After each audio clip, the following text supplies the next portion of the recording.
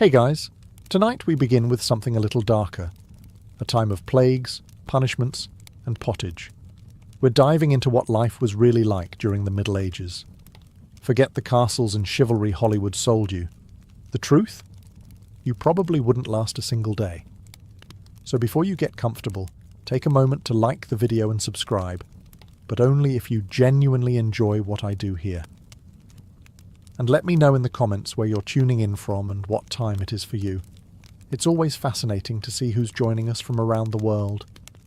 Now, dim the lights, maybe turn on a fan for that soft background hum, and let's ease into tonight's journey together. Congratulations, you've just woken up in the year 1325. The good news? You're alive. The bad news? So are the fleas. Your bed is a half-rotted straw mattress stuffed with bugs and hay that smells like a barn floor, because it was a barn floor 3 months ago. There's no memory foam, no pillows, and definitely no Egyptian cotton sheets. Just a wool blanket that hasn't been washed since last winter, and now weighs roughly as much as a small cow from the accumulated grime. You blink awake as the church bell clangs in the distance. It's the medieval version of an alarm clock, only louder and somehow even less merciful. Your home is a wooden hut with one room, no windows, and a charming open-concept floor plan where your family, livestock and domestic insects all share the same space. The smell? Oh, it's a fragrant symphony. A subtle blend of stale beer, human sweat, goat, and something you pray isn't mould, but know in your soul probably is. Scented candles haven't been invented, and even if they were, they just melt on your dirt floor. You try to stretch, but immediately regret it, because the air is freezing and your joints ache. You're 22 years old, which in medieval terms is roughly middle-aged. Your spine creaks like an old wooden door, and your knees sound like a bag of rocks being shaken by a confused peasant. Getting out of bed is a gamble. The floor is either wet from last night's rain, which leaks through the thatched roof, or crusty from something your neighbour's chicken did. Either way, your bare feet are now part of the ecosystem. Oh, and privacy. What's that? Your entire family, and maybe a random cousin who just never left, are waking up beside you. There's no bedroom, no curtains, no me time. Just communal everything. Welcome to morning in medieval Europe, where you're never truly alone, because parasites, rodents, and 8 other people are always with you. And this is just how your day starts. It only gets worse from here. So, you've managed to crawl out of your medieval haystack of horrors. Congrats. Now nature calls. And it's not calling politely. It's screaming. Here's the part where you start missing the modern bathroom. There's no toilet, no seat, no toilet paper, no flush, not even a mildly resentful plunger in the corner. In the 14th century, relieving yourself is an adventure, a social experiment, and often a small public event. If you're a peasant, your bathroom is likely a wooden bucket behind the house, which is already full because Uncle Wolfstan had a rough night after eating bad turnips. The smell is biblical. You hold your breath, do your business, and then, here's the kicker, toss it into the street. Yes, the street. You're supposed to shout something like "Gardez-lou" before dumping it out the window. That's Old French for "watch out below," although frankly no one ever moves fast enough. Streets in medieval towns are open sewers, a charming river of human waste, animal droppings and mystery liquids you'd rather not examine. If you're lucky enough to live in a town with public latrines, congratulations. You get to sit shoulder to shoulder with strangers in an outhouse where privacy is a myth and ventilation is a cruel joke. You might make small talk, but try not to breathe too deeply. Toilet paper? Never heard of it. Most people wipe with straw, leaves, rags, moss, or, if they're feeling especially indulgent, a scrap of wool. Sometimes, nothing at all. Which might explain why handshakes weren't popular yet. And if you're in a castle, surely it's better, right? Well, sort of. You might have a garderobe, a hole in the wall that drops your waist directly into the moat. Great idea. Except that your enemies know this, and yes, attackers sometimes climbed in through the waist chute, Talk about entering through the back door. So whether you're a farmer or a baron, medieval toileting is a humiliation ritual. It's cold, it's public, it's dangerous, and it's never not disgusting. One slip on a wet stone path, and you're face first in humanity's leftovers, and you still haven't brushed your teeth. But we'll get to that next. You survived the toilet. You deserve a reward, right? Maybe a nice breakfast? Something warm, delicious, comforting? Sorry, this is medieval Europe. Nothing is comforting here. Breakfast, if you can call it that, is a grim affair. There are no eggs Benedict, no coffee machines sputtering awake, and certainly no avocado toast. You sit down, or squat near the fire, to a wooden bowl of something that looks like it was scraped off a muddy boot. Welcome to your daily ration of pottage. Pottage is a thick, gloopy stew made of whatever you can find. Grains, root vegetables, maybe a few beans if you're lucky. It's been simmering in the same pot for days, sometimes weeks, and new ingredients are just dumped on top of the old ones. It's less of a recipe and more of an ongoing edible experiment. On the side, a hunk of bread so hard it could deflect arrows.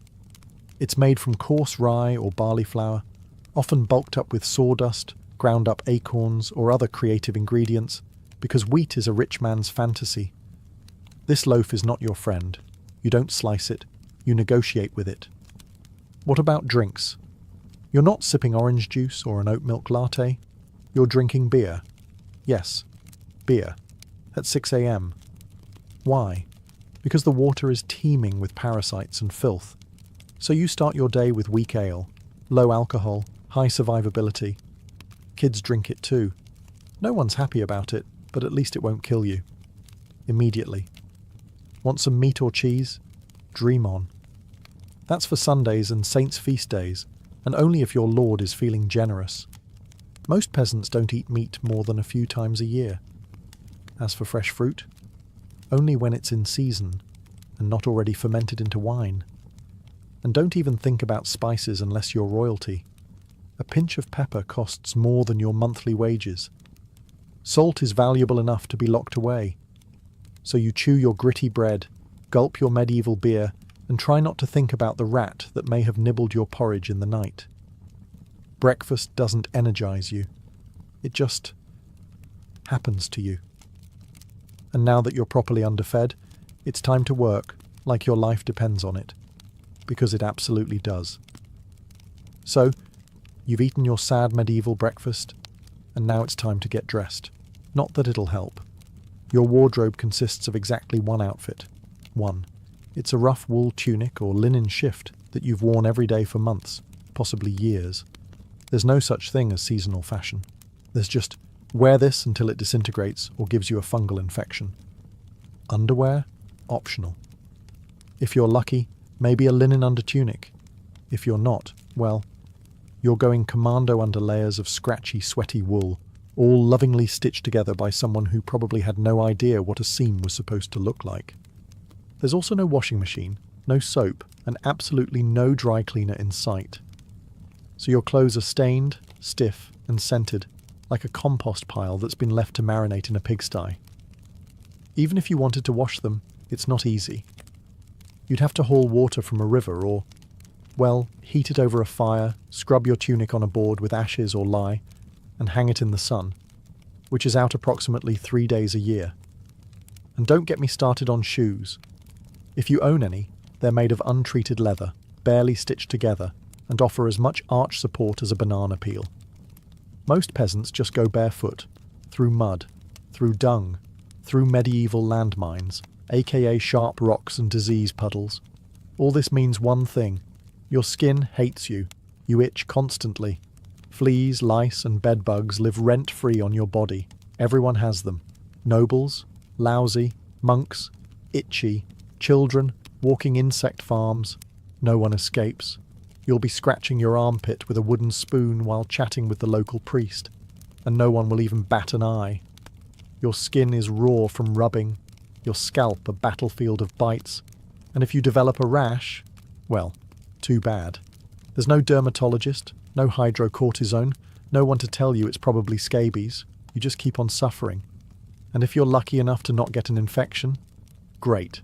That rash will simply accompany you for the next 6 months like an unwanted medieval sidekick. Now that you're dressed in misery and wrapped in discomfort, it's time to head outside and start working yourself to death. Now that you're fully dressed in itches and damp wool, it's time to flash that morning smile. Except, you don't. Because in the Middle Ages, smiling is a dangerous game. Not emotionally, dentally. There's no toothbrush, no toothpaste, no mouthwash, no floss. The concept of oral hygiene is about as popular as bathing, which is to say, not very. Some people might chew on a twig or rinse with wine or vinegar, but for the most part, your teeth are on their own, and they're not doing well. By the time you hit your mid-20s, your smile looks like something pulled from a haunted crypt. Cavities are rampant, gums are swollen. And those aren't just food stains on your teeth. That's decay. You have more rot in your mouth than a medieval root cellar. Sugar, while not yet everywhere, is becoming more common among the rich. Imported at great cost, mostly used in small cakes or to show off wealth. If you're a noble, congratulations. You get to rot your teeth faster than the peasants. If you're poor, you'll do it slowly over time with fermented bread, gritty porridge, and years of hard chewing. Toothaches? Get used to them. They're like medieval weather, always there in the background. The kind of pain that makes you consider praying, drinking, or pulling the tooth out yourself with a pair of pliers, and that's not a joke. That was the actual treatment. Dentists didn't really exist, but barber surgeons did. Yes, the same guy who cuts your hair is also pulling your molars out by candlelight with an iron hook and zero anesthesia. Infected tooth? Hope you like fevers, because without antibiotics, it can easily turn into sepsis and kill you. From a toothache. That's right. The same thing that sends us to a pharmacy today could be your funeral in the 1300s, and there's no relief on the social front either. Kissing? Good luck. Halitosis, bad breath, is everywhere. If you're single, you're not judged by your smile. You're judged by your land and your livestock. In short, your mouth is a battlefield, and it's losing the war. Now that your teeth are throbbing, let's head outside. Because your real job, the one that will break your back, is just getting started. Time to head to work. Except there's no office, no desk, no coffee break, and no chance of promotion. Your job, if you're like 90% of the population, is simple.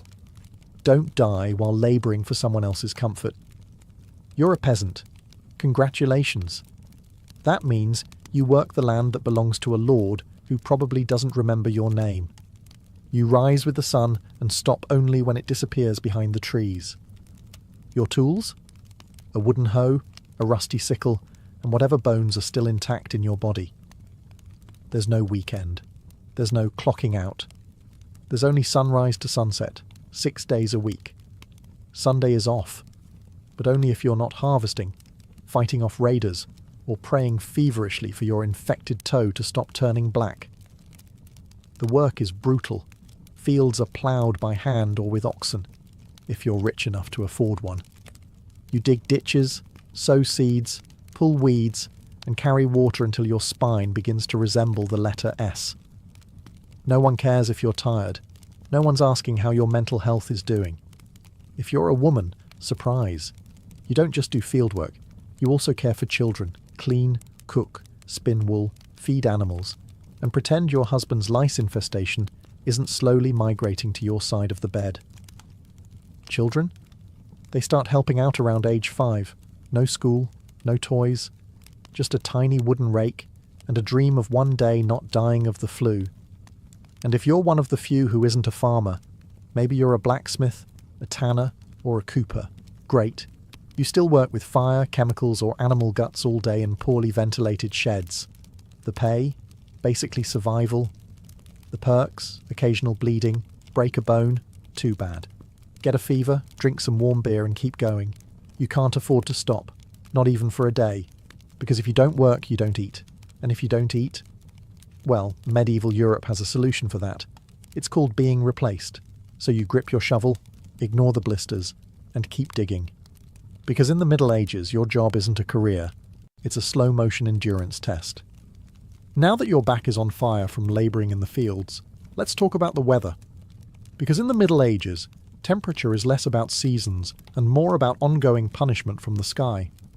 Let's start with winter. There's no insulation, no central heating, and no weatherproofing. Just wooden walls with gaps you could throw a chicken through. Your windows? Covered with cloth, not glass. The fire in the hearth? Nice in theory, but you don't have enough firewood to keep it going because wood is expensive, and gathering it from the forest is sometimes illegal. Yes, you can be executed for picking up the wrong stick from the wrong forest. You bundle up in your one damp wool tunic, huddle near the dying embers, and still wake up with your nose frozen. Your feet? Permanently cold, often damp. Your fingers? So stiff they feel like tiny medieval popsicles.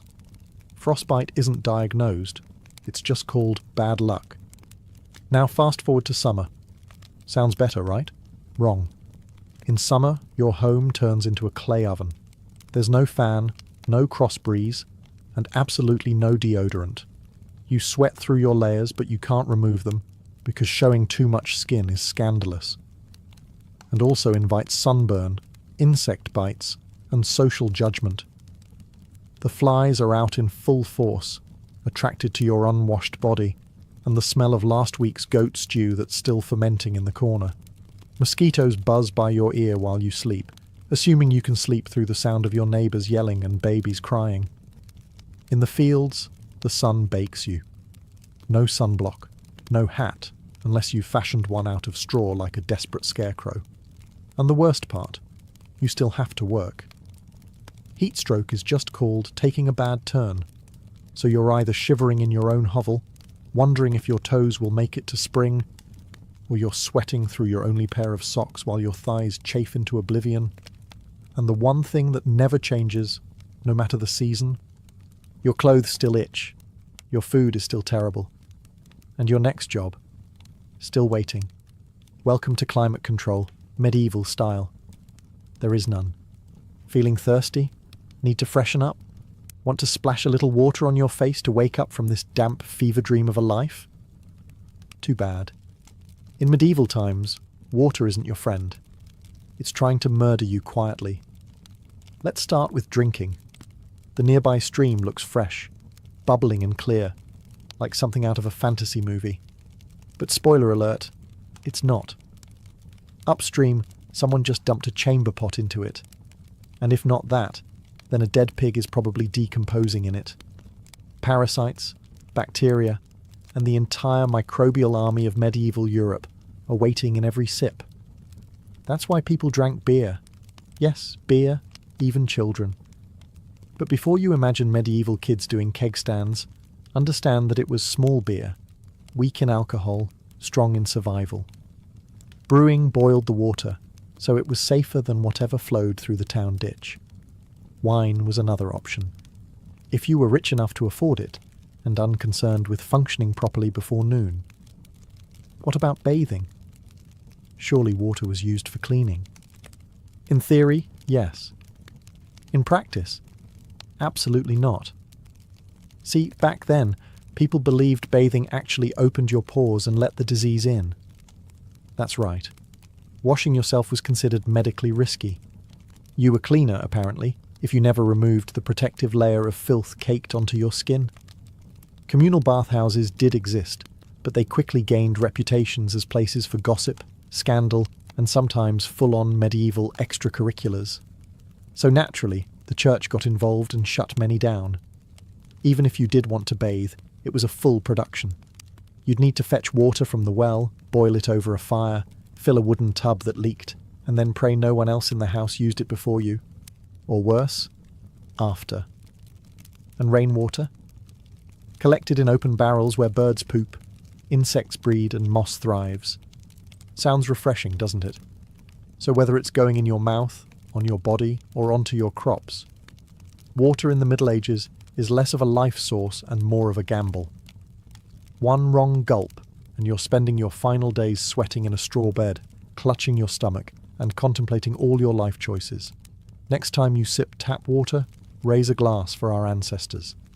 They didn't have the luxury of hydration without hazard, so you drank the water, or maybe you didn't. Maybe you just stubbed your toe on a rock shaped like disappointment. Either way, you're sick. You need help. You need a doctor.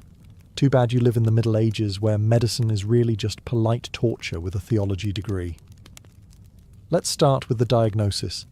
Everything wrong with you, whether it's a cough, rash, broken bone, or the creeping plague, is caused by your humours being out of balance. The 4 humours were blood, phlegm, yellow bile, and black bile. According to medieval science, your health depends on keeping them balanced, like some sort of internal soup. Got a fever? Too much blood. The answer? Bloodletting. That's right. Let's drain your life force into a bowl using a dull blade or a hungry leech. And yes, barbers were often the ones doing it. Imagine getting a haircut and a hemoglobin extraction in one sitting. 2 for 1, baby. Feeling sad or anxious? That's clearly an excess of black bile. The cure? Laxatives. Maybe a warm herbal purge. Or just prayers and a cold compress while everyone avoids eye contact with you and starts carving your coffin. Now, if you break a bone or get a nasty wound, you're in real trouble. There's no anesthesia, unless you count passing out from pain. Surgery is done with knives that haven't been cleaned since the Crusades. Tools are heated over fire not for sterilization, but because they just look scarier that way. Antibiotics? Centuries away. Germ theory? Not invented yet. They think disease comes from bad air or God being annoyed with your moral failings. Got a stomachache? Must have been your sinful thoughts. Hope you like confessing while vomiting.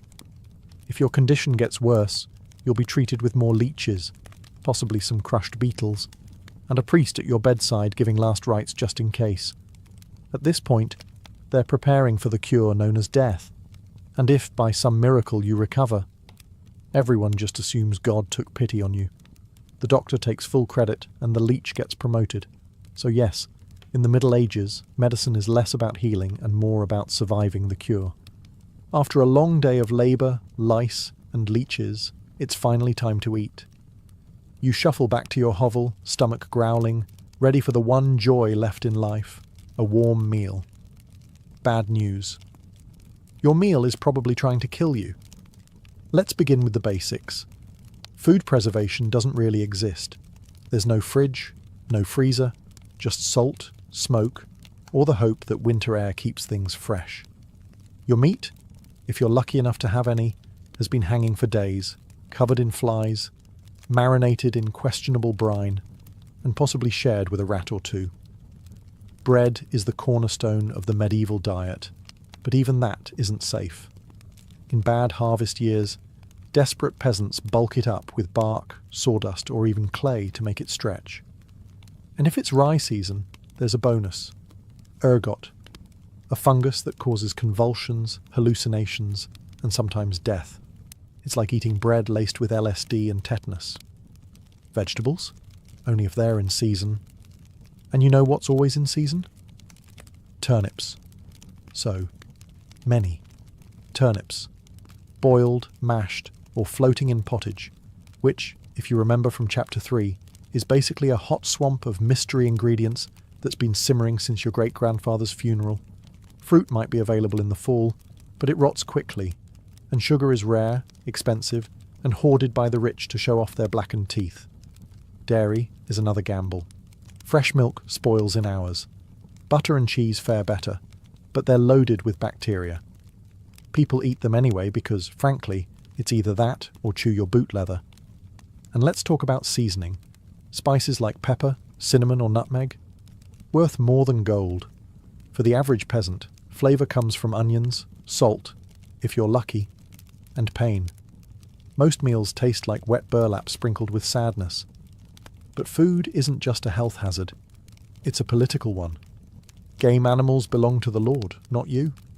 Caught poaching a rabbit, you could be fined, imprisoned, or even executed. That's right, your dinner could get you hanged. So as you sit down to eat your grey stew by flickering firelight, remember, every bite is a risk. but you eat anyway, because in the Middle Ages, food doesn't nourish, it tests you. It's evening now. You've worked, suffered, and barely digested your suspicious stew.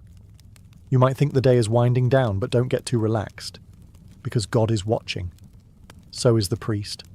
And so is your neighbour Agnes, who will absolutely rat you out if you miss Mass. In medieval Europe, religion isn't just part of life, it is life. The church controls your calendar, your laws, your education, if you can read, your birth, marriage, death, and everything in between. Think of it as your spiritual landlord. And you're always behind on rent. Every day is structured around prayer bells. The town church bell rings in the morning, noon, and night. Not because people need reminders, but because missing prayer is a sin. Forget to bow? Sin. Eat meat on a Friday? Sin. Think about your neighbour's wife in that one dream? Double sin. And yes, hell is very real. Vividly real. Priests describe it in glorious detail. Rivers of fire, lakes of boiling blood, demons with pitchforks and eternal wailing. If the plague doesn't scare you, eternal damnation definitely will. You can't read the Bible yourself because it's written in Latin, a language reserved for monks, clergy, and that one noble kid who's too good for dirt. You rely on the church to interpret everything for you. That means if the priest says your crop failure is because you didn't pray hard enough, well, time to kneel harder. Tithes, 1/10 of everything you own, are mandatory. If you grow wheat, you give wheat. If you raise chickens, you give eggs. If you have nothing, congratulations. You're spiritually bankrupt and financially doomed. Holidays? They're holy days, dozens of them. And while they offer breaks from labour, they're not for fun. They're for attending Mass, fasting, confessing sins, and reminding yourself that joy is a dangerous indulgence. Questioning the church is dangerous. Heretics are burned, witches are drowned, blasphemers are flogged, and skeptics are quickly reformed. So you go through the motions. You chant, you bow, you pray that your soul, after enduring this dirt-covered life, might finally land in paradise, assuming the priest likes you. Because in the Middle Ages, God may be merciful. But the church? Not so much. If you thought being a medieval peasant was rough, try doing it as a woman. All the filth, famine, and fear, plus childbirth, subservience, and social invisibility. In the Middle Ages, being a woman is like being on hard mode, with no health potions and no restart button. From birth, a girl's life path is pretty much locked in. Marry young, bear children, serve your husband, die tired. Education? Not likely. Unless you're from a noble family and sent to a convent, your intellectual development stops around the time you learn how to churn butter and patch a tunic. Marriage happens early. Really early. It's not weird to be betrothed at 12 and pregnant by 14. It's not about love. It's about land, livestock, and alliances. Your opinion? Not required. Once married, you're basically your husband's property. Your job is to produce heirs, feed everyone, keep the house running, and not complain. Because complaining might get you branded a nag, or worse, a witch. That label comes with a complimentary drowning or burning, depending on local fashion. Childbirth is a death lottery. There's no prenatal care, no sterile tools, no anesthesia. Midwives do their best, but even minor complications can mean death for the mother, the child, or both. Some women survive 10 pregnancies. Many don't survive 2, but don't worry. Once the baby is out, your work increases. Now you have a screaming infant in a lice-ridden hut, and you're expected to nurse, cook, clean, and still help in the fields. You don't get a break. You are the break. For everyone else. If you're unmarried, you're suspicious. If you're widowed, vulnerable. If you're outspoken, dangerous. Women who didn't conform were often accused of witchcraft, especially if they had herbal knowledge, a strong personality, or just looked at someone funny on a rainy Tuesday. Even in the church, your role is limited. Nuns lived under strict rules. No speaking without permission. No freedom of movement. and your spiritual worth? Always ranked below men. In short, if you're a woman in the Middle Ages, you're expected to endure, obey, reproduce and suffer in silence, ideally while smiling. Because even in a time of universal suffering, women were somehow expected to suffer gracefully. So far, you've battled filth, starvation, social injustice, and possibly a goat. But just when you think your day can't get any worse, here comes violence, loud, bloody, and often completely acceptable by medieval standards. Let's be clear, the Middle Ages were not peaceful. The idea of law and order mostly meant, hope the local lord isn't in a bad mood. Violence is everywhere. In the home, in the streets, on the battlefield, in church disputes, and sometimes in line at the communal bread oven. Crime is common, punishment is brutal, and justice is more performance art than protection. Steal a loaf of bread, you could lose a hand. Accused of lying, your tongue might get pierced. Gossip too much? Meet the scold's bridle, a metal mask strapped to your head with a bar in your mouth. For correction, of course, let's say you're accused of something serious. Heresy, theft, witchcraft. How do you prove your innocence? By being tortured, obviously. Welcome to trial by ordeal. One version, you stick your hand in boiling water to retrieve a stone. If it heals without infection in 3 days, you're innocent. If not, you're guilty. Another option, you're tossed into a river. If you sink, you're innocent, and probably dead. If you float, you're guilty, and will be punished anyway. It's like a medieval game show where the prize is survival and the host is actively rooting against you. And if you're sentenced to death, that's a public event. Executions are performed in front of cheering crowds. Hangings, beheadings, burnings. Sometimes people bring snacks. It's the medieval equivalent of cable TV. Domestic violence, completely normal. Husbands were allowed, even expected, to discipline their wives and children. Street fights, commonplace. You could be beaten just for looking the wrong way at a noble's horse. And war, always simmering. Local feuds, territorial disputes, religious crusades. Someone's always marching off to stab someone else in the name of honour, God, or boredom. Violence isn't a breakdown of society in the Middle Ages. It is society.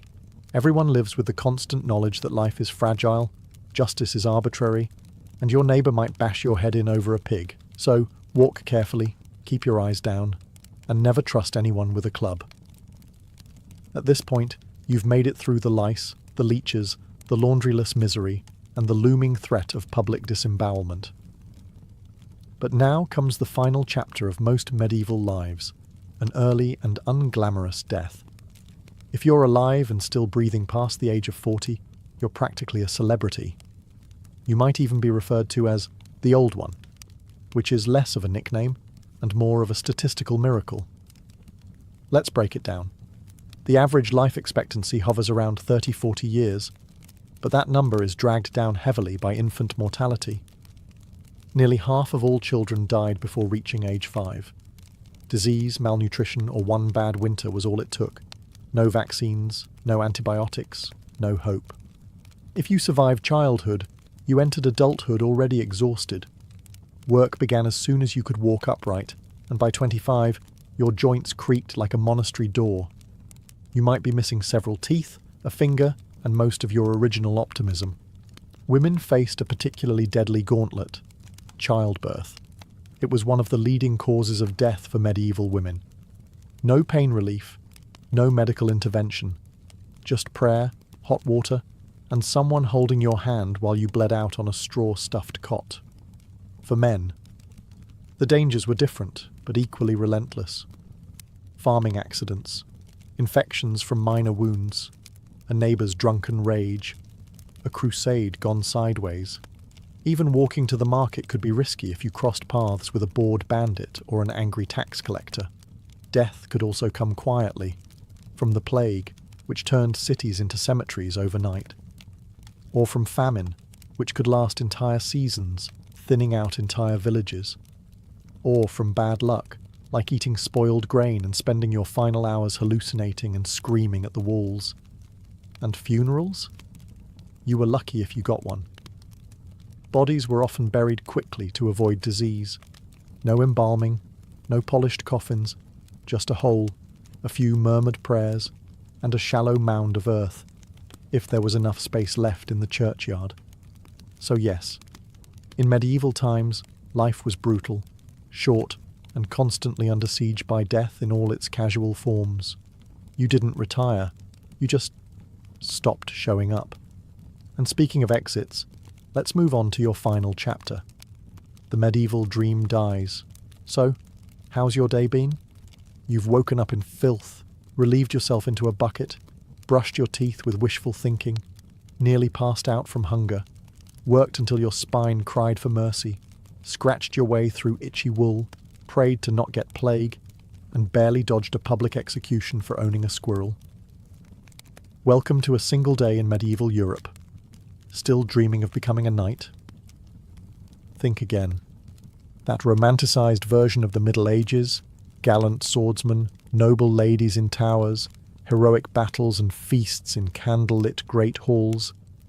It's a myth polished by fairy tales and fantasy books. In truth, the medieval world was gritty, cruel, and deeply unfair. Hierarchy was everything. If you were born poor, you stayed poor. If you were born rich, congratulations. You had a better chance of surviving, but you were still one bad soup away from dysentery and a hasty burial. Even the nobles weren't immune to misery.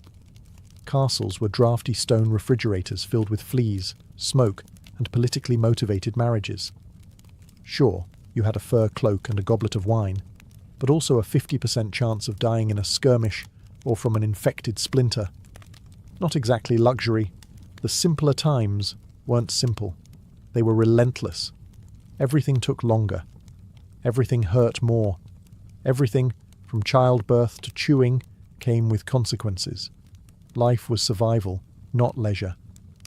And if you did find a quiet moment to think, to dream, to imagine something better, there wasn't much you could do with it. No upward mobility, no modern medicine, no internet to Google, what's this weird rash? You lived, suffered, worked, and died within a 10-mile radius of where you were born. But here's the wildest part. Through all of this, people still laughed, sang songs, told stories, fell in love, and found meaning. Not because life was easy, but because humans are stubborn like that. Even in the darkest chapters, they made space for light. So tonight, when you slip into your clean bed with indoor plumbing, antibiotics, and central heating, maybe say a quiet thank you to the modern world, and to your ancestors who fought rats, famine, and feudalism, so you wouldn't have to. Long before she was Catherine the Great, Empress of all Russia, mistress of reform, and icon of ambition, she was simply Sophie. Born Sophie Friederike Augusta von Anhalt-Zerbst in 1729, she was the daughter of a relatively obscure German princely family. Her tiny duchy in Pomerania offered little in terms of power, but Sophie herself. She had something no title could provide: razor-sharp intelligence, relentless charm, and a quiet, burning hunger for greatness. Her upbringing was strict. Her mother, Johanna, was cold and calculating, not a warm, nurturing figure, but a social climber obsessed with status.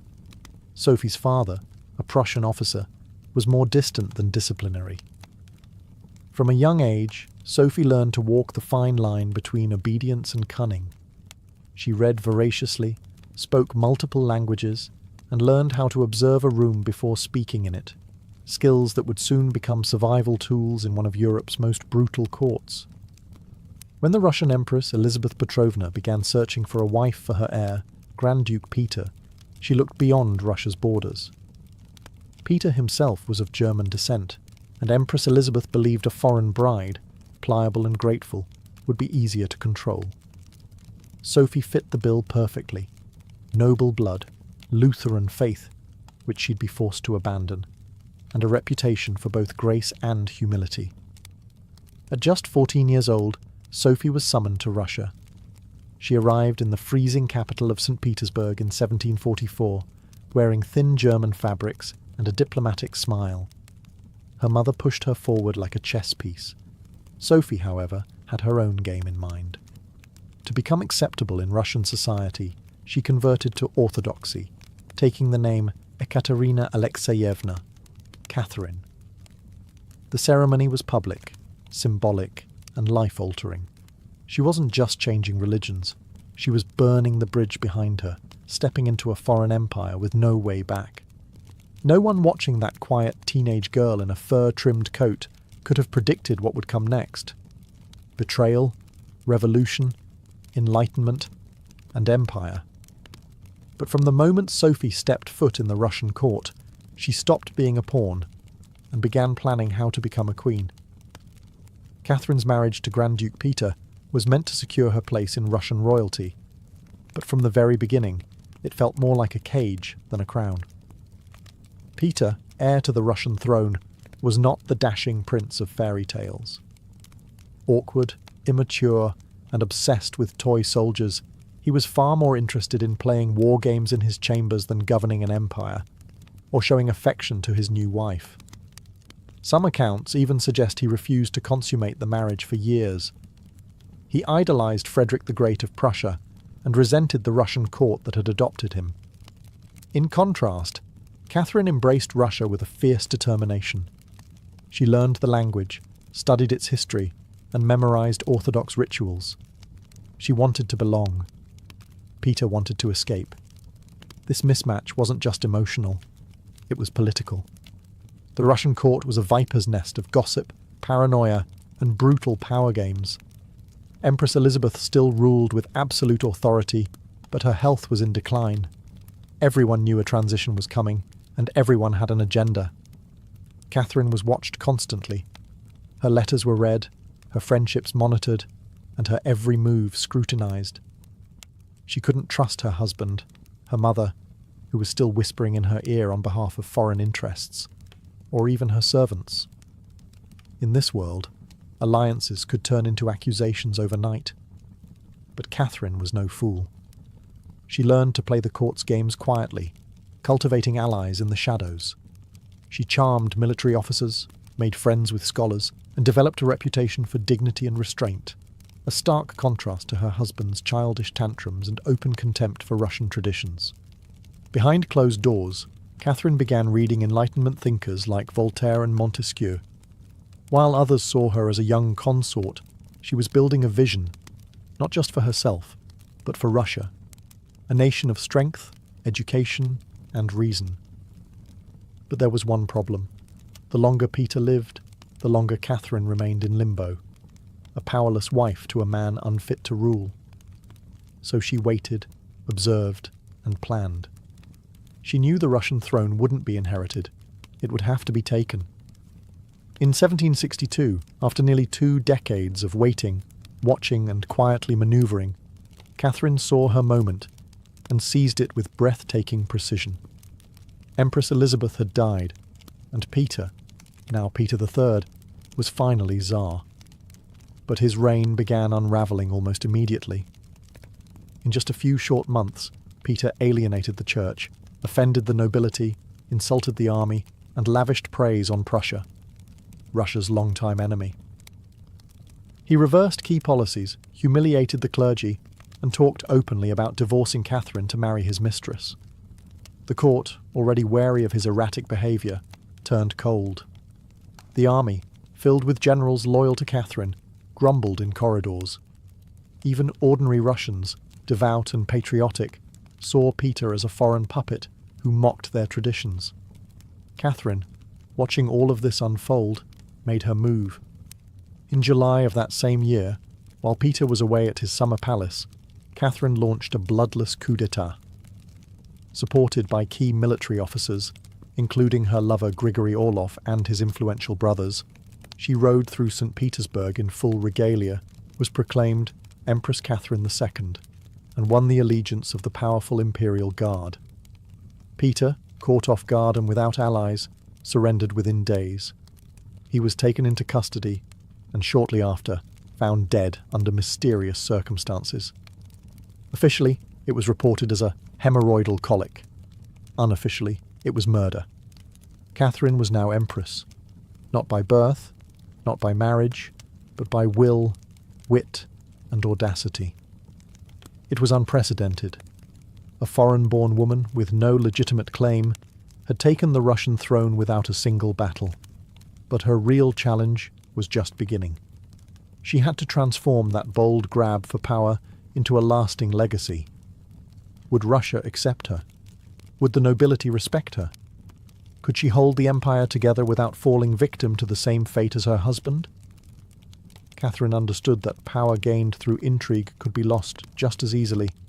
She needed to rule not as a schemer, but as a visionary. And so began her transformation, from a careful conspirator to a reforming empress, one who would redraw borders, embrace the Enlightenment, and redefine what it meant to be a woman in power. Once Catherine had the crown, she could have rested on her power, but she didn't.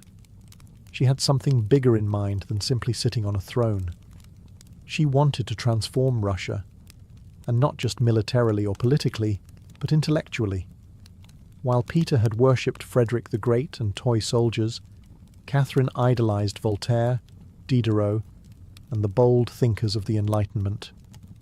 She believed in reason, progress, education, and the role of a monarch as a servant of the people, even if she herself ruled with absolute authority.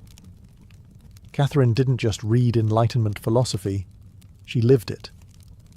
She corresponded directly with Voltaire for over 15 years, flattering him while defending her autocracy. She invited Diderot to her court and even purchased his entire library to support him financially. Behind closed doors, she pored over legal texts, debated reforms, and crafted policies to modernize the empire. Her early reign was filled with efforts to codify Russian law. She formed the Legislative Commission in 1767, an ambitious project intended to rewrite the entire legal code of Russia. Catherine's own nakaz, or instruction, was a political manifesto in disguise, one that spoke of equality before the law, the dangers of torture, and the responsibility of rulers to serve the common good. For an empress in 18th century Russia, it was radical. But Enlightenment ideals had to survive the realities of Russia, a vast, feudal, deeply conservative land, ruled by nobles who liked their serfs exactly where they were, beneath them. Catherine knew this. While she advocated reform, she moved carefully. She abolished some forms of torture, expanded access to secular education, and built schools and libraries. But she also reaffirmed the nobility's control over their serfs to keep them loyal. This was Catherine's balancing act, a philosopher queen in public, a practical empress in private. She walked a tightrope between ideology and survival, between the shining salons of Paris and the gritty politics of Moscow. Her vision for Russia was bold, but always calculated. In many ways, Catherine wasn't trying to make Russia European. She was trying to make Russia modern, on her terms. And that meant reform, yes, but with an iron hand in a velvet glove. Catherine wasn't content with reforming Russia from within. She wanted to expand it outward, to make it an empire worthy of fear, admiration, and envy. Where Peter the Great had opened a window to the west, Catherine aimed to knock down the walls. Under her leadership, Russia's borders stretched wider than ever before. She waged wars not just to defend her crown, but to reshape the map of Europe. One of her most significant campaigns was against the Ottoman Empire. These wars, fought in waves throughout the 1760s and 1770s, weren't just about territory. They were about influence. Catherine saw herself as the liberator of Orthodox Christians living under Muslim rule and as the rightful protector of Eastern Europe. Under generals like Alexander Suvorov and Grigory Potemkin, Russia captured key regions including Crimea, the northern coast of the Black Sea, and access to warm water ports, something Russian Tsars had coveted for generations.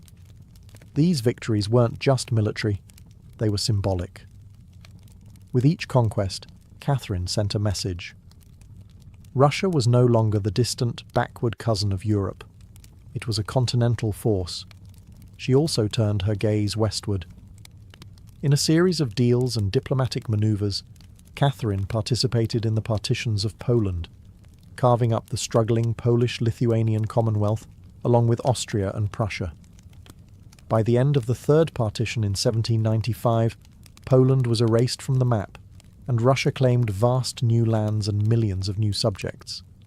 But Catherine didn't just conquer with armies. She also colonized with ideas.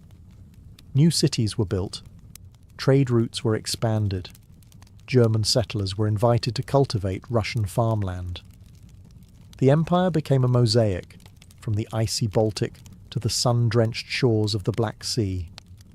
And through it all, Catherine remained the central force, reading reports, issuing orders, and personally overseeing the shape of her expanding empire. Critics would accuse her of being power-hungry, even imperialistic. But to Catherine, expansion wasn't ambition, it was destiny. A great ruler, she believed, was measured not just by ideas but by borders. She didn't just want to rule Russia. She wanted to remake it as a civilized empire, feared by its enemies, respected by its peers, and loyal to her alone. For all her brilliance and power, Catherine the Great was just as famous for what went on behind palace doors. And no, not all of it was whispered in libraries. Catherine's private life became one of the most talked about aspects of her reign. She had lovers, not just one or two, but a carefully curated parade of them, many decades younger, often handsome, and sometimes politically influential. She didn't hide them. In fact, she often rewarded them with titles, estates, and pensions, if they behaved well. If not, they were quietly dismissed, sometimes with a polite thank you and a promotion. Among the most important of these lovers was Grigory Potemkin, a man as brilliant as he was bold. Their relationship blurred the lines between romance, politics, and partnership. Some historians believe they may have even married in secret. Together, they shaped military campaigns, colonization projects, and the transformation of southern Russia. Potemkin wasn't just a lover, he was her co-ruler in many ways. Still, Europe couldn't look past the scandal. Gossip swirled. Satirical pamphlets painted her as lustful, insatiable, even unhinged. And after her death, the rumours only got worse, the most infamous being the completely false and grotesque tale involving a horse, spread by her enemies to smear her legacy. But why the obsession? Simple. Catherine was a woman who wielded power unapologetically, and in a world where female rulers were expected to be either saintly virgins or tragic figures, she refused to play the role. She lived, loved, and ruled on her own terms, and that made her dangerous. Ironically, while her critics painted her as immoral, Catherine herself was deeply philosophical about love and sexuality. She believed pleasure was a natural part of life, and that personal relationships didn't have to threaten public responsibility. She separated emotion from governance, a feat few male rulers managed. In reality, her liaisons were often strategic. She surrounded herself with men who were loyal, capable, and politically useful. And when they ceased to be, she let them go, usually with a smile and a generous retirement. Catherine's love life didn't weaken her rule. It was part of her strategy, a blend of passion and power that made her unforgettable, envied and feared. For all her charisma and control, Catherine's reign was not without peril. And in 1773, that peril came in the form of a bearded Cossack named Yemelyan Pugachev. He was no ordinary rebel. Pugachev claimed to be none other than Peter III, Catherine's dead husband. According to him, he had survived the coup and now returned to reclaim the throne from the German usurper. It was absurd. Peter was long gone. But to Russia's oppressed and exhausted lower classes, the claim didn't need to be true. It just needed to offer hope. Pugachev promised liberation, an end to serfdom, lower taxes, and land for the common people. His words lit a fire across the Volga River region, especially among Cossacks, peasants, and old believers. In a time when the gap between nobles and serfs had widened brutally, his promises sounded like salvation. The Pugachev rebellion became the largest peasant uprising in Russian history. Towns were taken, fortresses fell, Nobles were slaughtered. For a terrifying moment, it seemed as if the empire itself might fracture. Catherine was shaken. This wasn't a foreign war she could win with cavalry and treaties. This was a revolt from within. Her own people, rising against the system she ruled. But Catherine didn't panic. She acted. She dispatched professional military forces to crush the rebellion, ruthlessly. Pugachev's forces were defeated in 1774. He was captured, displayed in an iron cage, and eventually beheaded in Moscow, a public warning to all who dared follow. Afterward, Catherine doubled down on order and control. Her dreams of liberating the serfs quietly faded into silence. The rebellion had shown her the limits of enlightenment in a country still shackled by feudalism. She now leaned harder on the nobility, who offered loyalty in exchange for absolute control over their serfs. This was a turning point. The empress who once quoted Voltaire now prioritized stability over philosophy. Reform became cautious, surveillance increased. Rebellion, even whispered, was to be stomped out before it had breath. Pugachev may have lost his head, but he left behind a warning that haunted Catherine, that power built on inequality could only hold so long before the storm came crashing through. By the time Catherine the Great approached the final years of her life, she had ruled Russia for over 3 decades, longer than any female ruler in Russian history. From the moment she seized power, she had defied expectations, reshaped her empire, and redefined what a woman and a monarch could be. Under Catherine's reign, Russia became a true European powerhouse. Its territory expanded by over 200,000 square miles, swallowing Crimea, parts of Poland, and stretches of the Black Sea coast. These weren't just military wins, they were strategic pivots, securing warm water ports and reshaping trade. But her legacy wasn't only drawn on maps. Catherine left a cultural mark as well. She helped found the Hermitage Museum, amassed one of the greatest art collections in Europe, and corresponded with the greatest minds of the Enlightenment. Her court became a centre of sophistication, art, and intellectual ambition. In a country often viewed as backward by Western Europeans, Catherine put Russia firmly on the cultural map. She modernised education, founding schools for girls, and promoted the printing of books. She introduced smallpox inoculation to Russia, even publicly receiving the vaccine herself, an act of scientific bravery in her time. Yet, her reign was also one of contradictions. While she admired Enlightenment ideals, she never freed the serfs. In fact, she extended serfdom deeper into Russia's territories. Her reforms, while impressive, remained mostly top-down, designed to polish the empire without truly transforming its foundations. Still, Catherine's rule brought stability and ambition. She understood that power was not inherited. It was crafted, managed, and constantly defended. She ruled not by divine right, but by force of will, political brilliance, and relentless calculation. She was called many things: a usurper, a tyrant, a reformer, a seductress. But above all, she was effective. When she died in 1796, Russia was wealthier, larger, and more formidable than it had been in centuries. She left behind a throne secure, an empire expanded, and a legend that would endure for centuries. Catherine didn't just reign, she ruled, with intellect, strategy, and an unapologetic grip on history. And in doing so, she became more than an empress. She became a myth.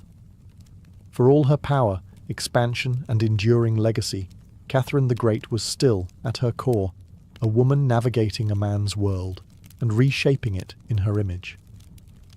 Behind the imperial portraits and state decrees was someone deeply aware of how precarious her position was. She was not born Russian. She came to the throne through a coup. She ruled an empire that didn't want a woman in charge, and yet she not only endured, she thrived. Catherine was never content to be ornamental. She read constantly, wrote endlessly, and never stopped learning. Her daily schedule was intense. Hours of reading reports, corresponding with foreign powers, editing state papers, and managing a court filled with rival factions. She wasn't content to simply sit on the throne. She worked the throne like a stateswoman born to it. She was also, in many ways, lonely. She surrounded herself with courtiers, lovers, and artists, yet wrote in her memoirs of how few people she could truly trust. Her son Paul, whom she distrusted and kept away from state matters, grew into a man she feared would undo all her progress. Her greatest emotional partnership, with Grigory Potemkin, faded into deep friendship, but his death in 1791 left a wound that never truly healed. Catherine crafted her image carefully. She understood the power of narrative, and wielded it better than most monarchs of her age. She posed as Mother of Russia, enlightened monarch, warrior empress, and lover of the arts. But beneath those roles was a woman who had endured rejection, betrayal, scandal, and rebellion, and kept going. When she died in 1796, she left behind an empire transformed, but also questions. Could she have done more to end serfdom? Were her Enlightenment ideals compromised by politics? Was she more reformer or ruler? History remembers her by the title she never gave herself, the Great. It wasn't because she was flawless, or kind, or just. It was because she took power and wielded it on her own terms, in a time and place where women weren't supposed to have any. She didn't just wear the crown, she rewrote what it meant to deserve one. In the humid depths of the Chiapas jungle in southern Mexico, the ruins of Palenque whisper stories from the ancient Maya world. Towering temples rise above the canopy, their limestone faces eroded by time, but still brimming with secrets. And in 1994, one of those secrets revealed itself. A team of Mexican archaeologists, led by Fanny Lopez Jimenez, was surveying Temple 3, a relatively modest pyramid, next to the more famous Temple of the Inscriptions, the burial site of the mighty king Pakal the Great. Temple 3 wasn't expected to hold much, until they noticed something odd, a sealed, hidden chamber beneath the structure. No looters had touched it. It was pristine. When the archaeologists broke through and lowered themselves inside, they found a stone sarcophagus resting in silence. The air was heavy with the weight of centuries. As they opened the lid, red dust rose like smoke. Brilliant, shocking red. The interior was covered in powdered cinnabar, a toxic mercury sulfide used ceremonially by the Maya. And lying within that crimson cloud was the skeleton of a woman. She had been buried with care and reverence. Her bones were fragile but intact, her skull still wearing a jade mask, and her body surrounded by funerary offerings. Necklaces, diadems, ear spools, all crafted from jade and shell. Everything about the burial screamed royalty. Yet no name was inscribed, no glyphs identified her. It was one of the richest female burials ever found in Mesoamerica. And yet, it was a total enigma. Why was she buried in red powder? Who was she? Was she a queen, a priestess, or perhaps even Pakal's wife? The researchers called her the Red Queen, and the name stuck. But even with modern forensics, they couldn't say for sure who she was, only that she had lived around the 7th century, during the golden age of Palenque. Unlike most Maya tombs, hers had been hidden, untouched, and purposefully isolated. Her burial wasn't just ceremonial, it was spiritual. This woman wasn't meant to be remembered with words. She was meant to be remembered through ritual, through colour, and through the mystery she left behind. The most haunting feature of the Red Queen's tomb wasn't her jade jewellery, or the silence of the sealed chamber. It was the red dust. A thick layer of powdered cinnabar covered everything. The sarcophagus, the walls, her bones, even the offerings around her. It clung like blood to stone. To the Maya, this was no accident. Cinnabar, made from crushed mercury sulfide, was one of the most sacred and dangerous substances in the ancient world. Its vibrant red colour wasn't just visually striking, it symbolised blood, rebirth, and the life force that connected the human and divine realms. Red was sacred. It was the colour of sunrise, of sacrifice, of life emerging from death. And it wasn't just symbolic, it was spiritual. Covering the dead in cinnabar was a ritual meant to transform the body, preserving it not for eternity, but for transition. In Maya belief, death wasn't the end. It was a passage, a crossing into another cosmic layer. And so the Red Queen, whoever she was being prepared not just for burial, but for deification. But there's another layer to this. Cinnabar is toxic. Repeated exposure can lead to mercury poisoning, tremors, hallucinations, even death. The Maya likely didn't understand the chemistry, but they felt its potency. It was volatile, powerful, dangerous. To bathe a corpse in it was to declare this person was no ordinary mortal. In Palenque, very few were buried with cinnabar. Pakal the Great, the mighty king whose pyramid dominates the site, was one. His body, like hers, was also saturated in the red powder. That detail alone drew speculation. Was the Red Queen his wife, his mother, or someone of equal divine status? Her skull had been placed on a layer of jaguar skin, another sacred symbol. Around her, bone needles, obsidian blades, and miniature jade figurines hinted at rituals performed either during her life or in her honour at death. Every part of her burial told a story without words, a story of power cloaked in secrecy, a woman prepared to cross into the underworld, not in silence, but in ceremony, drenched in the colour of sacrifice. Surrounding the Red Queen's crimson-drenched remains was a world of silence, broken only by the gleam of jade, shell, and obsidian. These were not mere ornaments. They were offerings, each one carefully chosen to accompany her on the journey to the Maya afterlife, the Xibalba. At her sides were jade necklaces, heavy and cold, their polished surfaces still radiant after 300 years underground. Jade was not just beautiful, it was sacred. The Maya considered it a symbol of eternal life. It represented the green of maize, the vitality of the jungle, and the breath of the gods. Only the elite were buried with jade. For the Red Queen, it covered her chest, wrists, and ears, a clear sign that in life she wielded influence, perhaps even divine favour. One of the most haunting objects was the jade funerary mask, placed delicately over her face. Unlike the golden death masks of Egypt, this one was subtle, constructed from dozens of tiny mosaic tiles, arranged to mimic the contours of her skull. The mask served a ritual function, to protect the soul, to preserve identity, and to present her as divine in the eyes of the gods. Scattered near her bones were bone needles, obsidian blades, and shell artifacts. These could have been tools of ritual or symbols of her status, as priestess, healer, or royal matriarch. One bone pin was engraved, faint but purposeful, a small echo of her voice lost to time.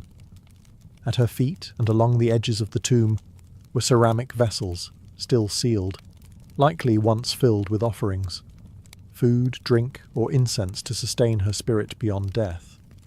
The Maya believed the afterlife was a journey, dangerous, layered, filled with challenges. These items weren't luxuries, they were necessities.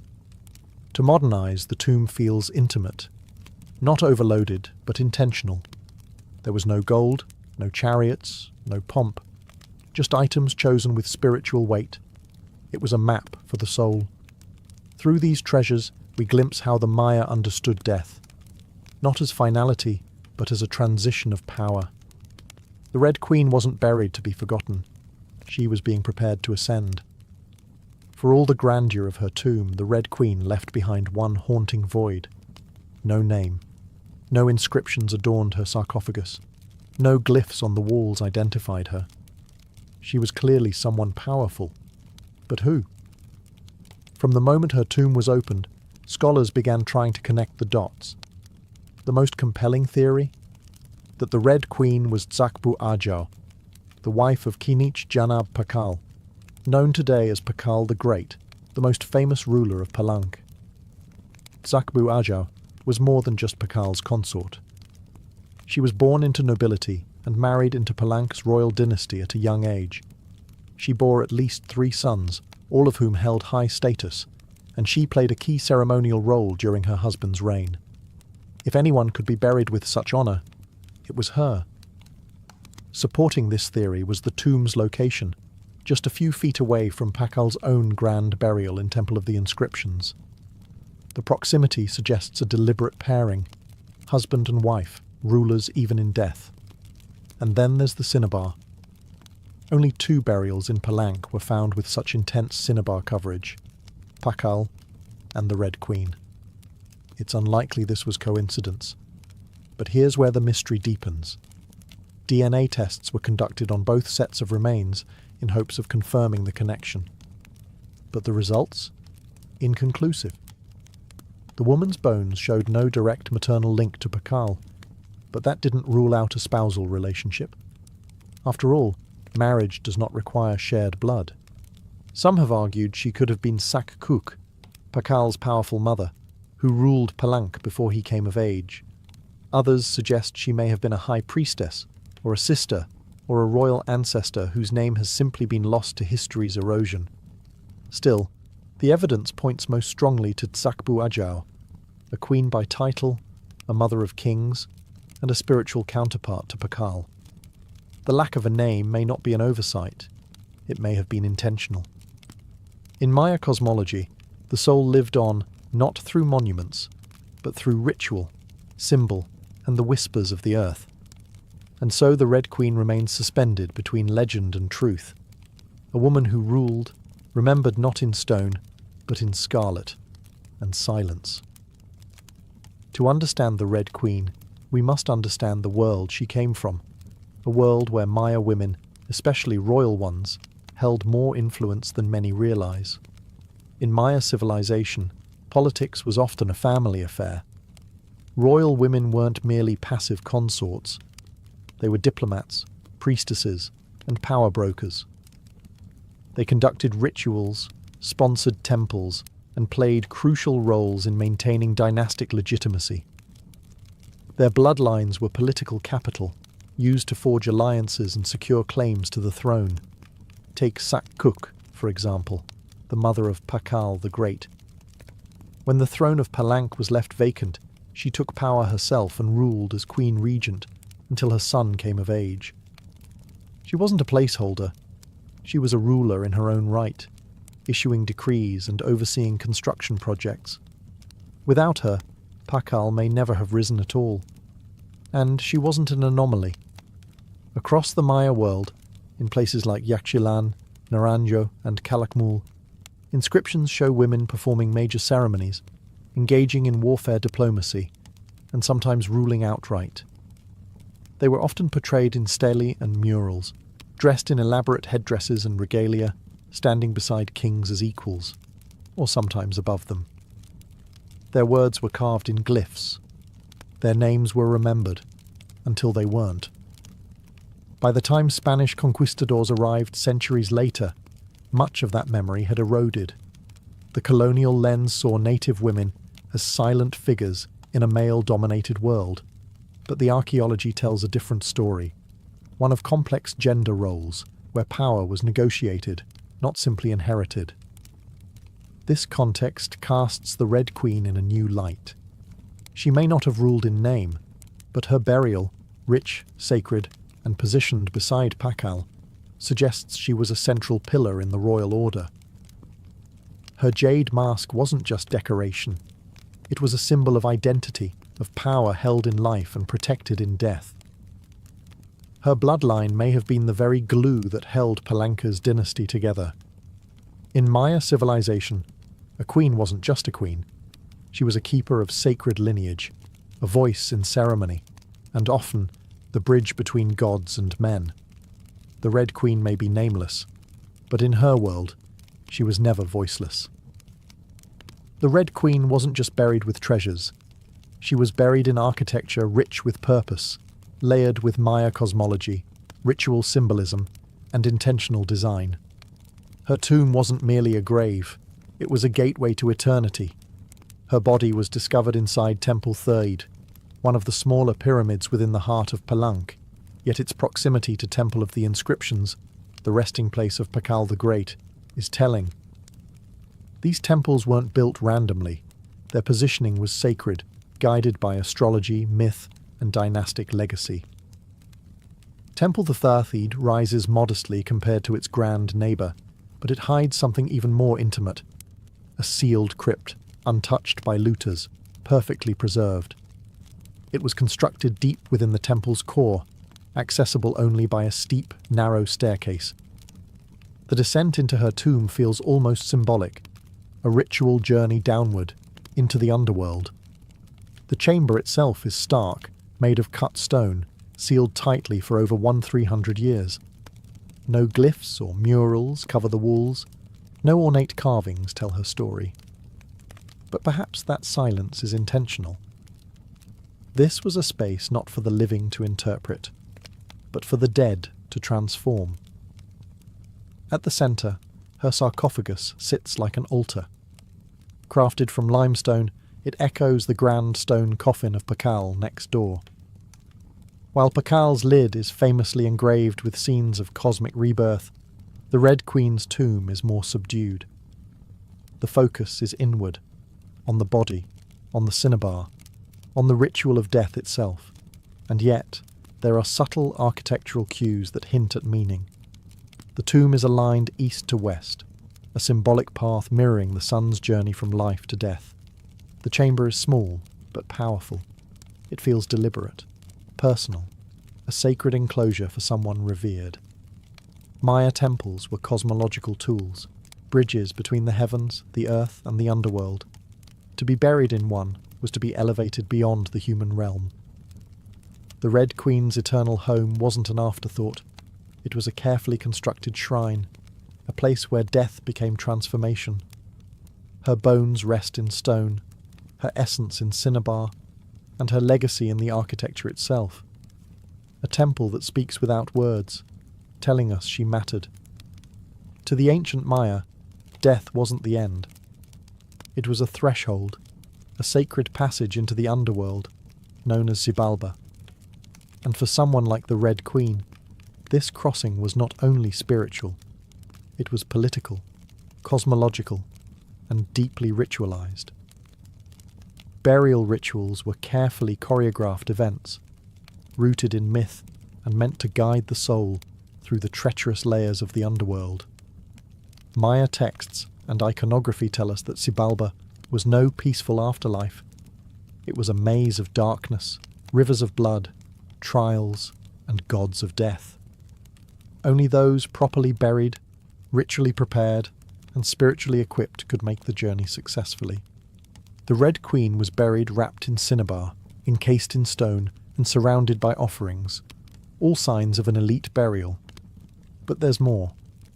The presence of bone needles and obsidian blades in her tomb hint at auto-sacrifice rituals, possibly symbolic tools representing rites she had performed in life, or that were reenacted at her burial to empower her spirit. Her funerary mask, carefully assembled from jade tiles, was not simply decorative. It may have served as a spiritual vessel, preserving her face and identity as she journeyed into the afterlife. In Maya belief, the face was a mirror of the soul, and the soul needed to be recognized by the gods. The ceramic vessels surrounding her may have once held chocolate, maize, water, or even pulque, to nourish her in the next world. Other items, like stingray spines or shell trumpets, could have represented spiritual tools, calls to the gods, or tokens of ritual communication. Burial wasn't just a goodbye. It was a transformation. The Maya believed in cycles, death as seed, burial as planting, and the afterlife as rebirth. Kings and queens were often seen as earthly incarnations of gods, and in death they returned to those divine origins.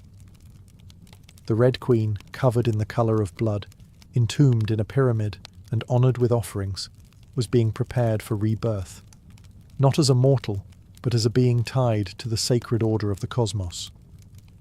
Her burial wasn't the end of her story, it was the beginning of her legend. Just a few steps away from the Red Queen's final resting place, lies one of the most iconic tombs in Mesoamerica, that of Kinich Janab Pakal, known simply as Pakal the Great. His burial inside the Grand Temple of the Inscriptions is celebrated for its artistry, scale, and deeply spiritual symbolism. But what makes the Red Queen's tomb so extraordinary is not only what was inside, it's where it was found. Her sarcophagus was hidden within Temple 3, directly adjacent to Pakal's monument.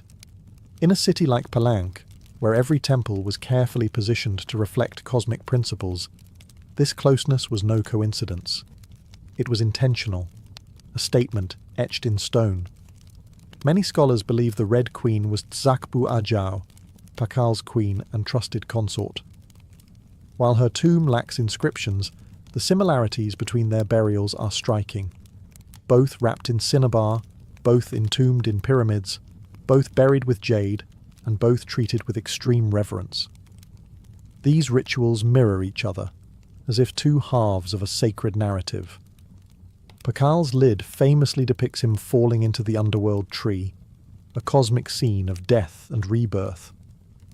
The Red Queen's simpler tomb contains no such iconography, but the symbolism lies in the pairing itself. If Pakal represented the sun, journeying through the underworld at night to rise again, then the Red Queen may have represented the moon, the feminine force that follows its own mysterious path in the sky. Together, they embodied a cosmic duality, masculine and feminine, king and queen, sun and moon, order and ritual. In Maya mythology, rulership was not singular, it was relational. Harmony in the cosmos required balance, and that balance extended into the dynastic court. By placing the Red Queen beside Pakal, the Maya were preserving not just a marriage, but a cosmic partnership. Their proximity in death may have mirrored their roles in life, a queen not behind, but beside her king, sharing not just a throne, but a legacy. In their tombs, they speak without words. Two souls, wrapped in cinnabar and stone, joined across eternity, one of history's most sacred silences. Though her name was lost to time, the Red Queen of Palenque endures, not as a forgotten relic, but as one of the most enigmatic and powerful women of the ancient world. Her tomb, sealed for over 1,300 years, now whispers across centuries, inviting questions that echo louder with every discovery. She represents a mystery that still resists full understanding. We may never know exactly who she was. No glyph carved her name. No stela told her story. And yet, the care in her burial, the richness of her offerings, the symbolism of her crimson-drenched bones, all speak of a woman profoundly important. Not merely as a wife or consort, but as someone who held real influence, spiritual weight, and royal blood. Today, the Red Queen forces us to re-evaluate assumptions. She's a reminder that in the ancient Maya world, women were not silent. They led rituals, governed cities, and shaped dynasties. While kings like Pakal have long taken the spotlight, the Red Queen's re-emergence reminds us that power did not belong to men alone. It flowed through mothers, queens, priestesses, and visionaries. Her legacy is more than the treasures she left behind. It's the conversation she started among archaeologists, historians, artists, and storytellers. Every jade bead, every layer of cinnabar, every architectural choice in Temple Thathid tells us something deliberate. This woman mattered, and perhaps that's the most extraordinary part of her story. Not what we know, but what we still don't. The Red Queen teaches us that history isn't just a collection of facts, it's a living puzzle, a shared human longing to connect with the past. In that sense, her legacy is still unfolding. She lies wrapped in red, the colour of life and sacrifice, of blood and rebirth. Her face, once hidden behind a jade mask, now stares back at us through science, art, and wonder. She remains nameless, but not voiceless. Mysterious, but not forgotten. The Red Queen may have ruled a kingdom in life, but in death, she rules something greater, our imagination. Her tomb was sealed in stone. Her story was written in silence. And still, somehow, she speaks. Frida Kahlo was born on July 6, 1907, in the vibrant district of Coyoacán, then a village on the outskirts of Mexico City. Her childhood home, the Casa Azul, the Blue House, was filled with colour, contradiction, and quiet strength. It would later become a sanctuary, a battleground, and a museum to one of the most iconic artists of the 20th century. Frida was the third of 4 daughters born to Guillermo Kahlo, a German-Hungarian photographer, and Matilde Calderón, a devout Catholic of indigenous and Spanish descent. Her parents were opposites: Guillermo, reserved and intellectual; Matilde, religious and emotionally distant. Frida would inherit her father's introspection and artistic eye, but also her mother's fierce resilience. As a child, Frida was imaginative, outspoken, and bold. She read voraciously and asked questions most adults didn't want to answer. But at the age of 6, she contracted polio, which left her right leg thinner and weaker than the other.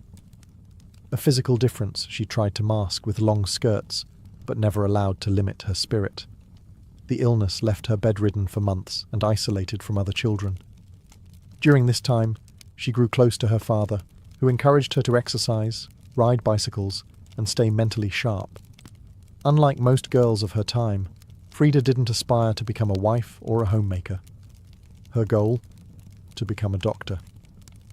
She enrolled in the prestigious National Preparatory School in Mexico City at age 15, one of only a handful of girls accepted. There, she stood out not just for her intelligence, but for her rebellious wit, radical thinking, and unique sense of style. She joined a group of young intellectuals known as the Cachuchas, who debated philosophy, literature, and politics. Frida was drawn to revolution, to ideas that challenged tradition. But even in those early years, before the bus crash that would define her body, and before the fame that would define her legacy, Frida Kahlo was already painting herself into the world, with sharp edges, unapologetic ideas, and an identity too big to fit inside anyone else's expectations. She wasn't just growing up in Coyoacán, she was preparing to remake herself entirely. On September 17, 1925, Frida Kahlo's life was split in two: the girl she had been and the woman she was forced to become. That afternoon, she boarded a wooden bus with her boyfriend, Alejandro Gomez Arias, after school. They were laughing, teasing each other, and probably arguing. Frida never did anything halfway. But moments later, the bus collided with a streetcar, and in an instant, her future unravelled into pain, metal, and silence. The crash was horrific. The streetcar crushed the bus against a wall, splintering wood and flinging passengers. Frida was impaled by an iron handrail. It entered her left hip and exited through her pelvis. Her spinal column fractured in 3 places. Her right leg shattered, her foot dislocated. Her collarbone and ribs broke. Her shoulder was dislocated. Her abdomen was pierced. She was just 18 years old. A man covered her with a borrowed overcoat. Someone else noticed her body was sparkling, not from blood, but from the gold powder she had been carrying in a pouch. It had exploded on impact, dusting her broken form in what looked like glittering ash. Frida was taken to the Red Cross hospital and underwent numerous surgeries over the following months. She spent weeks in a body cast, flat on her back, immobile, writhing with infection and uncertainty. The future she'd imagined, of becoming a doctor, slipped further away with every passing day. But in that stillness, something began to stir. Her father gave her brushes. Her mother rigged a special easel to hang above her bed. A mirror was placed on the canopy so she could see herself. And there, lying in plaster and agony, Frida began to paint, first out of boredom, then out of obsession. Her first subjects were her own reflection, because she was all she had. But what emerged wasn't vanity. It was survival. The crash had broken her physically, but it had also opened a door into her own mind, her own body, and eventually into the surreal language of pain and identity that would define her art. The girl who wanted to heal others now began healing herself. one brush stroke at a time. As Frida Kahlo lay encased in plaster and steel, a body fighting itself with every breath, she began to paint. What started as a form of therapy soon became a language, and that language was deeply personal, brutally honest, and often hard to look at. Which was precisely the point. Frida didn't paint pretty flowers or polite landscapes. She painted pain. Her pain. Physical, emotional, and existential. Her first subjects were self-portraits, not because she was vain, but because, as she famously said, "I paint myself because I am so often alone, and because I am the subject I know best." Her early works were small in scale, painted on tin or wood panels, inspired by Mexican retablos, devotional paintings meant to tell stories of suffering and miracles. Frida turned this tradition inward. Her body became the canvas. Her emotions became the altar. She painted herself as split, as pierced, as bleeding. In one painting she is impaled by nails, like a modern-day martyr. In another, she floats in a barren landscape, tethered to a broken column, a metaphor for her shattered spine. She painted herself weeping, fractured, decapitated, and bare, but never passive, always watching. Her pain was not sanitized. She painted the ugliness of trauma with beauty, defiance, and even humor. Each piece was a reclamation of her body, her experience, and her identity as a woman in a world that often tried to define her. But Frida wasn't just telling her story. She was inventing a new kind of visual narrative, one that blended Mexican folk art, surrealism, medical illustration, and symbolism. Her paintings became dreamlike autopsies of her soul, framed in color, culture, and myth. By the time she recovered enough to walk again, albeit painfully, Frida was no longer the girl who had wanted to be a doctor. She was an artist, and her art was unlike anything anyone had seen. She had taken the worst thing that had ever happened to her and turned it into a source of creation. Frida Kahlo didn't just paint her pain. She made the world look at it, and in doing so, she turned suffering into a sacred act of self-expression. In 1928, still recovering, still painting, and just 21 years old, Frida Kahlo met the man who would become the most profound and turbulent relationship of her life, Diego Rivera. He was 20 years her senior, already Mexico's most famous painter. Massive in both stature and presence, Rivera was a giant of Mexican muralism, known for his sweeping, politically charged frescoes that told the story of the Mexican people. Frida had seen his work before. She admired it. But now she wanted his opinion of her work. She brought her paintings to him at the Ministry of Education, interrupting his scaffolded work to ask bluntly, "Do I have talent?" Diego took one look and said yes, and not just out of kindness. He recognized in her something rare, an unfiltered voice, raw and unpretentious, full of rage, irony, pain, and beauty. They began a relationship that was as consuming as it was creative. Frida once said, "I suffered 2 accidents in my life, one in which a streetcar knocked me down, the other was Diego." They married in 1929, an odd pairing to outsiders. Diego, massive, unfaithful, politically famous. Frida, sharp-tongued, fiercely independent, already walking with a cane. Her parents called it a marriage between an elephant and a dove. Their bond was passionate, but chaotic. Diego supported her art and encouraged her growth as a painter, but he was also endlessly unfaithful, even with Frida's own sister, Cristina. Frida was devastated, and in return, she took lovers of her own, both men and women, including rumoured affairs with Leon Trotsky and painter Georgia O'Keeffe. They divorced in 1939, then remarried a year later with different terms. This time, Frida would keep her autonomy, her home, her money, her name. Their second marriage was less about traditional love and more about creative partnership and mutual understanding. Despite the betrayals and the heartbreak, Diego remained a constant force in Frida's life. He challenged her, he wounded her, But he also believed in her, as an artist, as a revolutionary, and as a woman who could redefine what painting could be. Together, they were not peaceful, but they were legendary. In the 1930s, Frida Kahlo followed Diego Rivera on a journey north to San Francisco, Detroit, and New York as he completed high-profile mural commissions. These years abroad brought her face to face with American industrialism, wealth, and the contradictions of capitalism, and they left her with deep political discomfort.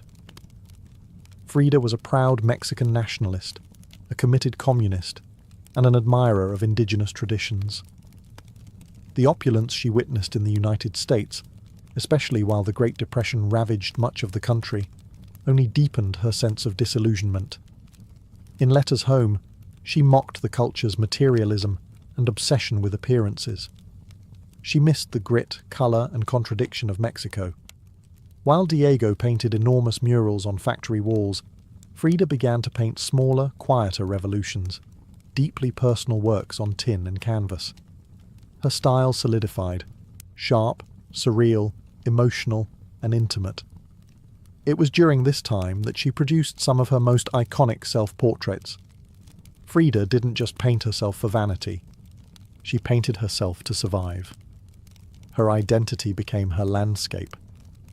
With her body constantly in pain, from her accident, multiple surgeries, and a failed pregnancy in Detroit, she turned inward. Her portraits showed her bleeding, fragmented, exposed. Yet her face was always calm, always direct, unapologetic. One of her most powerful works, Henry Ford Hospital, shows her lying on a hospital bed, crying, surrounded by floating symbols of loss. A fetus, a snail, medical equipment, a cracked pelvis. It was raw, graphic, and deeply emotional, a canvas that bled with truth. Back in Mexico, Frida immersed herself in leftist politics. She and Diego welcomed Leon Trotsky into their home while he lived in exile. Frida wore Tijuana dresses, traditional indigenous garments, not just as fashion, but as a political and cultural statement. Her art was never disconnected from her beliefs. Her identity, her body, and her ideology all intertwined in her work. While Rivera was painting murals of revolution, Frida painted its human cost, the body in pieces, the mind on fire, and the self always staring back. In exile and in illness, she became not just a painter of pain, but a painter of resistance. When Frida Kahlo returned to Mexico in the late 1930s, she was no longer just Diego Rivera's wife. She had become something else entirely. A force, an artist whose work radiated with raw honesty, surreal symbolism, and cultural identity. Back in her homeland, she stepped fully into herself. Her Casa Azul in Coyoacán became a sanctuary of colour and contradiction. Bright cobalt walls, yellow trim, Aztec statues in the garden, monkeys and parrots wandering freely. The house was a living extension of Frida's imagination.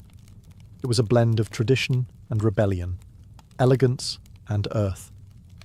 Here, she surrounded herself with pre-Columbian artifacts, ex-votos, folk art, and revolutionary books. She wore bold Tijuana dresses, wove flowers into her hair, and painted amid the scent of copal incense and the sounds of mariachi on the street outside. This period marked an explosion of creativity. Her paintings became more intricate, more symbolic, and more political. Works like the two Fridas revealed a divided self, one in European dress with a bleeding heart, the other in indigenous clothing, strong and composed. It was Frida's visual autobiography, a portrait of love, loss, and heritage. In 1939, she exhibited her work in Paris, where artists like Picasso, Breton, and Kandinsky praised her fiercely original style. But even among the surrealists, Frida stood apart. When André Breton tried to label her as one of their own, she pushed back. "They thought I was a surrealist," she said. "But I wasn't. I never painted dreams. I painted my own reality." She painted Mexico, not the romantic postcard version, but the living, breathing country she adored. Her work pulsed with symbolism, skeletons, hummingbirds, hearts, thorns, corn, and blood. She honored the indigenous roots of her homeland while unmasking the violence of its past and present. But even as her artistic voice grew stronger, her health continued to decline. Multiple surgeries, infections, and chronic pain became daily realities. Still, she painted through it, propped up in bed, torso bound in corsets, fingers clenched around the brush. Frida had returned to Mexico not to rest, but to reclaim her power, through paint, through politics, and through her fearless embrace of the self. As the 1940s wore on, Frida Kahlo's body continued to betray her. Her spine was deteriorating. Her right leg was constantly infected. She underwent more than 30 surgeries in her lifetime, often in grueling succession. At times, she was bedridden for months, encased in body casts or immobilized by traction devices that stretched her bones apart. But still, she painted. Each canvas during these years became both a release and an act of resistance. Her works grew darker, more defiant. She painted with a clarity sharpened by pain, refusing to hide behind metaphor. In The Broken Column, she presents herself split down the middle, her body pierced with nails, a cracked ionic column replacing her spine. Yet her face is stoic, her gaze unflinching. Pain for Frida was no longer just a subject. It was her companion, her antagonist, her muse. Her political voice also grew louder. She joined the Mexican Communist Party, marched in demonstrations, wrote fiery letters, and called out imperialism and injustice. When her health no longer allowed her to walk, she appeared at protests in a wheelchair, defiantly holding signs and shouting slogans. In 1953, Frida was given her first solo exhibition in Mexico, a long overdue celebration of her art. But her health was so fragile, doctors told her she couldn't attend. So she did what only Frida would do. She arrived by ambulance, carried in on a stretcher, and placed in the center of the gallery on her hospital bed. Dressed in traditional finery, surrounded by her own work, she greeted guests with tequila, laughter, and that fire still burning in her eyes. Her final paintings were both childlike and harrowing. In Marxism Will Give Health to the Sick, she painted herself wearing a steel corset, cradled by the hands of Marx, casting away symbols of oppression. Her last known work was a still life of sliced watermelons, one piece bearing the words, "Viva la vida," long live life. Even in the face of death, she remained defiant, joyful, and political. Frida Kahlo's last portraits weren't just self-portraits. They were acts of revolution, painted in pain, but always signed with life. On July 13, 1954, at the age of 47, Frida Kahlo died in the same place she had been born, La Casa Azul in Coyoacán. The official cause was listed as a pulmonary embolism, but those closest to her whispered of something deeper. She had been ill, yes, but also exhausted. By pain, by surgeries, by the long war with her own body. Just days before, she had attended a political protest against the CIA-led coup in Guatemala. Weak and wheelchair-bound, she insisted on going, her clenched fist raised in the air. Revolution remained her final heartbeat. Her last diary entry was brief but piercing. "I hope the exit is joyful, and I hope never to return." Frida's funeral was held at the Palacio de Bellas Artes, Mexico's most prestigious cultural institution. Her body, draped in the red flag of the Mexican Communist Party, was watched over by friends, family, artists, and revolutionaries. Diego Rivera was inconsolable. He called her the greatest love of his life, even as his betrayals had nearly broken her. But in the years that followed her death, something extraordinary happened. Frida Kahlo refused to disappear. At first, her name was whispered only in art circles. Her works weren't easy to categorize, too political for surrealists, too surreal for traditionalists. But slowly, her image, her story, and her defiance began to resonate. Through the 1970s and 1980s, as feminist scholars and activists reclaimed forgotten voices, Frida's became louder. She wasn't just a painter anymore. She was a symbol of pain turned into beauty, of feminism born through resistance, of Mexican identity celebrated without apology, of queerness, disability, revolution, and authenticity. Her face, unibrow, gaze, flowers in her hair, became iconic. Her home became a museum. Her diary became a sacred text. And her paintings now hang in the world's greatest museums.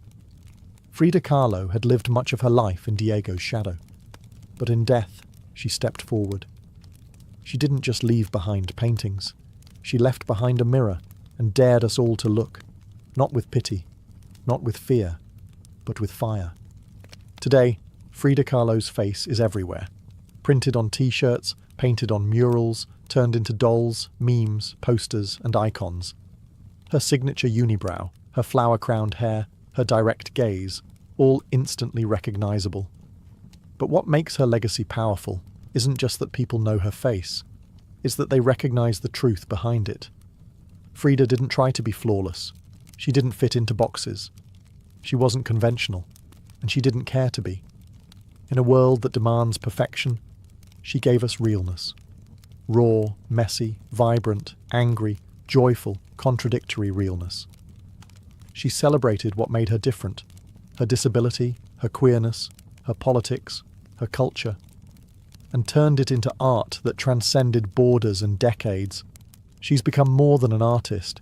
She's a global symbol of defiance, feminism, cultural pride, and creative resistance. For queer communities, she's a fearless bisexual icon who lived openly and unapologetically in a time that demanded silence. For women, she's a reminder that power doesn't require permission. For disabled artists, she's proof that pain can fuel the brush, not stop it. And for Mexico, she's a daughter reclaimed, fierce, folkloric, and forever part of the national soul. Her paintings, once dismissed as too strange or too personal, are now among the most revered in the world. Works like The Two Fridas, Self-Portrait with Thorn Necklace and Hummingbird, and The Broken Column aren't just seen, they're felt deeply by anyone who has ever suffered and needed to turn that suffering into something sacred. She lived in the margins and turned them into centre stage. She embraced contradiction.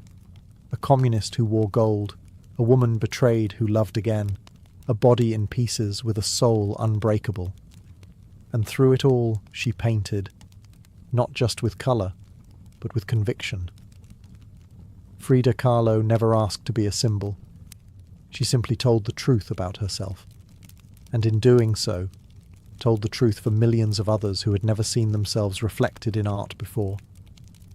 Now, when we see her face, we see courage, we see colour, we see resistance, we see Frida, not gone, but immortal.